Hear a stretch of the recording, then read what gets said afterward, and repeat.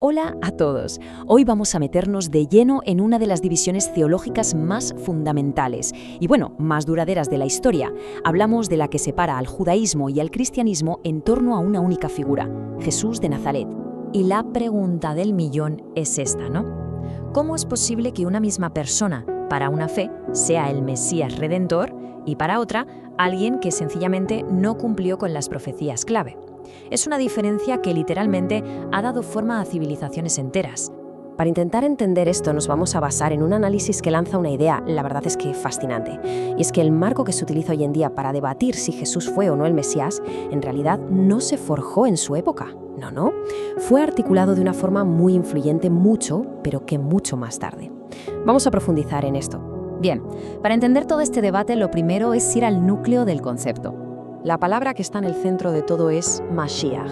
En hebreo significa literalmente el ungido, y se refiere a un líder profetizado, un rey que descendería de David y que redimiría al pueblo judío. De aquí, claro, viene nuestra palabra Mesías. Y es justo aquí donde la cronología se vuelve importantísima. El material que estamos analizando apunta a una figura clave, pero no del siglo I, sino del siglo XII. Este erudito es Moshe ben Maimón, más conocido como Rambam o Maimónides, un pensador de una influencia gigantesca. Su obra, la Mishneh Torah, se convirtió en un pilar del pensamiento judío, y según este análisis, la forma en que él codificó las expectativas sobre el Mesías es la clave para entender el debate actual. Fijaos bien en esta cita directa de Rambam, porque es muy reveladora. Mirad el lenguaje que usa. Renovará la dinastía, restaurando su soberanía. La visión que tiene es, sin lugar a dudas, política y nacional. Para él, el Mesías es, por encima de todo, un restaurador del reino. Pero Rambam no se quedó ahí, ¿eh? El análisis se centra en cómo estableció una especie de lista de verificación, un checklist. 3 condiciones muy claras, muy tangibles: restaurar la monarquía, reunir a los exiliados y reconstruir el templo. Y ojo, porque estas se convirtieron en las pruebas de fuego para cualquiera que aspirase a ser el Mesías. Vale, pues a continuación, el análisis coge estas 3 condiciones y las pone cara a cara con los textos de las escrituras hebreas, lo que se conoce como el Tanaj. Empecemos por la primera, la restauración de la dinastía. Aquí, la fuente señala un pasaje del Libro de Reyes, donde la promesa la hace Dios en primera persona. Yo estableceré el trono. Entonces la pregunta que se plantea es, un momento, ¿esto es una tarea del Mesías o es una acción directa de Dios? Pasamos a la segunda condición, la de reunir a los exiliados. Y aquí el análisis nos muestra un patrón muy parecido. Nos lleva a Jeremías, donde la gloria de este acto se le da explícitamente a Dios, no a un Mesías. La alabanza es para el Señor, que hizo subir a los hijos de Israel. Y con la tercera, la reconstrucción del templo, el argumento que se presenta es todavía más directo. Se afirma que, sí, las profecías hablan de un futuro templo, pero que ningún texto le asigna la tarea de construirlo explícitamente al Mesías. Sería una deducción, una conclusión de Rambam, pero no una profecía como tal. Este análisis también se para a pensar en una objeción muy común, esa idea de que todas las profecías sobre el Mesías tienen que cumplirse de golpe, en un único momento de la historia.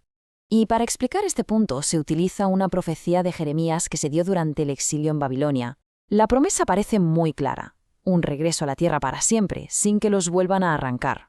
Esta línea de tiempo lo ilustra genial. A ver, la profecía se cumple en parte cuando regresan de Babilonia. Pero claro, en el año 70 el pueblo es exiliado otra vez, lo que parece que rompe la promesa.